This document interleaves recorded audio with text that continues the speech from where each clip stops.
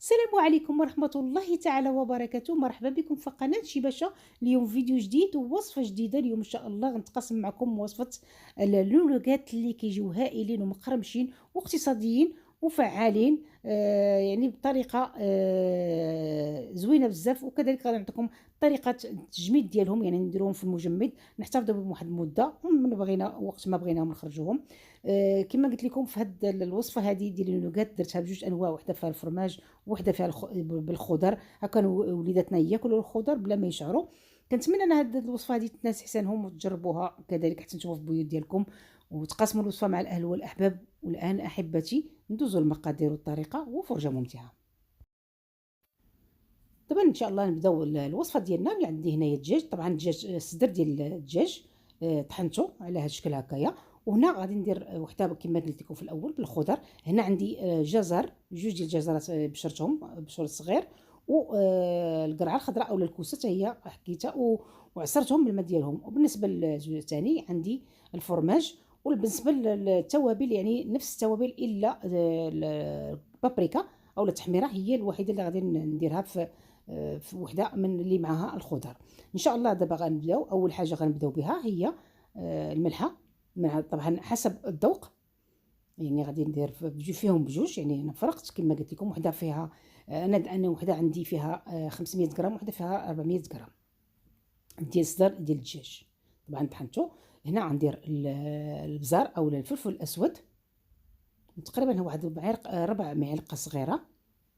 وهنا عندي الثوم البودره، تقريبا غادي ندير واحد معلقه صغيره ديال الثوم بودره. هاد الدجاج هذا كيبغي يعني هاد اللينوغات كيبغيو الثوم. هنا في وحده غادي ندير هاد الفرماج مثلثات، والاخرى غادي ندير فيها الخضر. طبعا كما قلت لكم الجزر والقرعه ولا الكوسه يعني عصرتهم مزيان من الماء ديالهم، يعني ما يبقاش فيهم ما يطلقوش ليا الماء مع الدجاج. هنا غادي ندير معلقه صغيره ديال الخردل اولا الموطارد، ومعلقه صغيره في الجهه الاخرى اللي فيها الفرماج، يعني معلقه صغيره عامره يعني وافيه شويه. وبالنسبه لهاد البابريكا غنديرها غير اللي مع اللي مع الخضر، يعني الدجاج اللي مع الخضر واحد نص معلقه صغيره فقط. اللي بغيتو ديروا الحار الى ولادكم ما كيبغيوش ما ديروش، بغيتو ديروا شويه ديال الشطه ديروها. دابا انا غادي نخلط هاد العناصر كل وحده غادي نخلطها بوحديتها، نخلطهم مزيان حتى يعني ندعكهم مزيان باش ينسجموا ليا جميع العناصر. صافي بعد ما كملت هذه غادي ندوز للثانيه حتى هي غادي نخلطها بنفس الشكل وندعكهم مزيان. صافي انا دابا غادي نخلط مزيان وغادي نخليهم يرتاحوا، يعني غادي نخليهم واحد المده تقريبا واحد 15 10 دقائق نخليهم يرتاحوا. ندوزو المرحله المواليه. هنا عندي الخبز المحمص اولا لا شابلوغ، وعندي جوج بيضات اللي غادي نطربهم طبعا، وعندي الدقيق او فورس الدقيق الابيض. غادي ندير فيه واحد شويه ديال الملحه. طبعا انا واحد شويه غندير فيه انا غير ملحه، ما غنديرش فيه شي حاجه اخرى، يعني ما غنديرش فيه شي توابل اخرى. غندير غير الملحه. حتى البيض هو كذلك غادي ندير فيه الملحه. صافي غادي نخلط هاد العناصر مزيان، يعني باش ينسجموا بعضياتهم. غادي نخلط الدقيق مع الملحه، وغادي نطرب البيض مع هاد شويه ديال الملح اللي درت فيه. ومن بعد غادي ندوزو باش نبداو نشكلو في لي نوغات ديالنا. فوق طاوله العمل حطيت واحد الورق ديال المطبخ، وغادي ندير واحد شويه ديال الزيت النباتيه باش ما يلصقش ليا يعني الدجاج. دهنت الورق بالزيت النباتيه. وغادي نحط غنبدا بهادو ديال اللي فيهم الخضر. غادي باش نطلقها مزيان على حسب السمك اللي انا بغيت. نتوما تقدروا كل واحد كيبغي السمك ديالو يكون شويه، انا ما بغا نديرو لا يعني ما يسميكش بزاف وما رقيقش بزاف.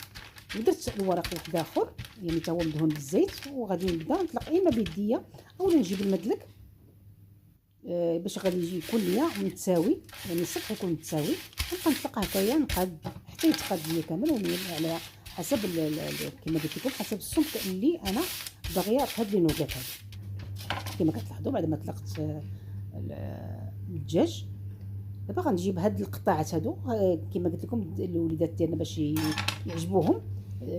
حسب نتوما اللي بغيتو ديروا غير كويرات بيديكم ديروهم، ما متوفرش عندكم هاد القطاعات هادو. وطبعا هادو متوفرين عند اي واحد. صافي انا عندي هنايا نجمه، عندي شكل ديال الورده، عندي شكل ديال الهلال، وعندي شكل واحد اخر ديال دوك ديال يعني بحال الدميات كما كنعرفوا وليدنا كيعجبوهم هاد الشكلات هادو باش ياكلوهم. صافي انا غادي نبقى نطبع هكايا. صافي غادي نكمل على هاد الطريقه هادو حتى نكمل يعني الدجاج اللي عندي في هاد بهاد الطوابع هادو، يعني الشكيلات اللي نتوما كتفضلوا كما قلت لكم هاد الشكل هذا ديال الدميه تقدروا ديروه. صافي غادي نكمل انايا على الشكيلات اللي بغيت، على شكل الورده، على شكل النجمه، على شكل الهلال، وغنبدا من بعد غنبدا نحيد فيهم غير بشويه بشويه باش ما يخسرش يفسدش ليا، يعني الشكل باش ما يخسرش كندير واحد الشكل واحد الموس، وكندير على هذا الشكل هكايا باش كنبقى حافظه على المنظر ديال هاد القطاعات هادو.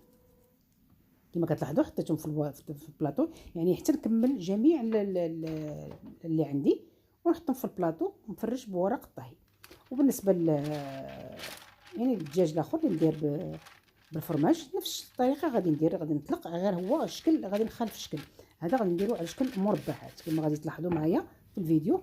بعد ما طلقتو على السمك اللي انا باغيه وكنبدا نقاد فيه من الجناب، يعني باش يجيني المربعات يجوني مقادين، يعني راه الفيديو يعني موضح راسو.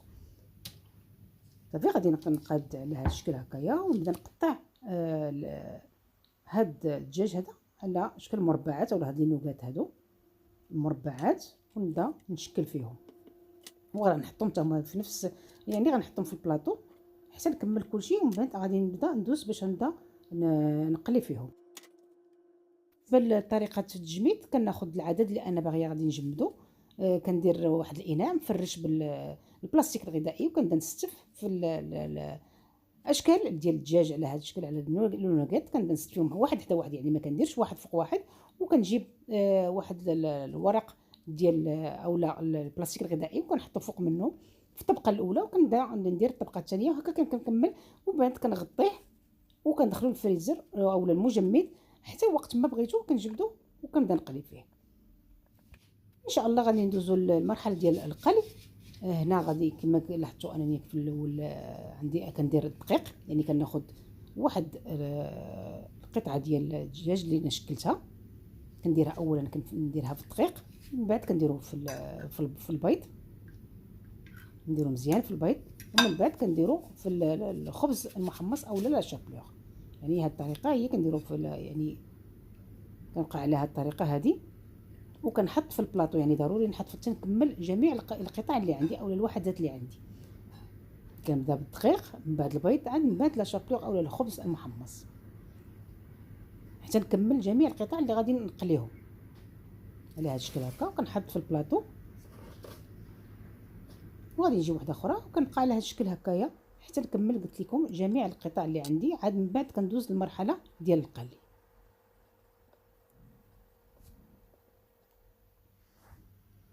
كما كتلاحظوا على هذا الشكل هذا، ودابا انا كملتهم. دابا غندوز للمرحله ديال القلي. هنا هي المقله درت فيها الزيت النباتيه وخليتها غادي كتسخن مزيان باش غنعرفوها سخنات. كنجيب واحد مغرفه ديال العود وكنحطها على هذا الشكل الزيت، كتبان لي الفقاعات فقط، غير كيبانوا لي الفقاعات كنعرف ان الزيت راه صافي سخن. بالنسبه للزيت ما خاصوش يكون سخون بزاف، يعني باش ما يتحرقوش لينا وما يطيبوش لنا من الداخل هاد لي نوغات، يعني الزيت يكون يعني متوسط ديال هذا الحراره ديالو. صافي كنحط لي نوغات ديالي.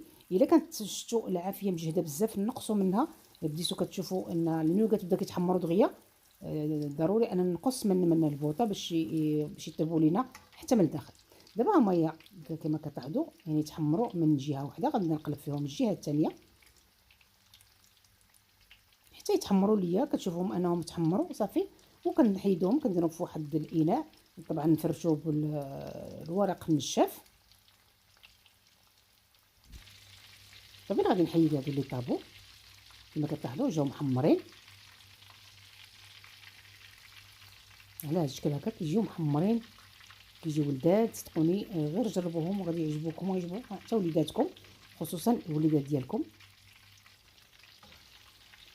صافي كنبقى على هذا الشكل هكايا، هاد المرحله هكا حتى نكمل كلشي. ما تخافوش انا واخا كندير يديا هنايا راني ما واصلاش الزيت. صافي كيتحمروا على شكل كيجيو المنظر ديالهم جميل وكيشهيو. كما كتشوفوا حطيته في هذا التبصيل هذا مفرش بورق ديال النشاف. صافي نكمل ان شاء الله ونتلاقاو. لي نوغات ديالنا بعد ما تقلاو كيجيو على هذا الشكل محمرين وكيجي لونهم ذهبي وكيجيو ولداد ومقرمشين. غادي يعجبوكم وخصوصا غادي يعجبوا وليداتكم اللي غادي يحماقوا عليهم. ولا عجبتكم الوصفه عجبكم الفيديو ما عليكم الا تعملوا جيم وتبارطاجيو مع الاهل والاحباب. واللي شاف القناه او زار القناه لاول مره يشترك ويفعل الجرس باش يجيكم جديد القناه. والى وصفه قادمه بحول الله. والسلام عليكم ورحمه الله تعالى وبركاته.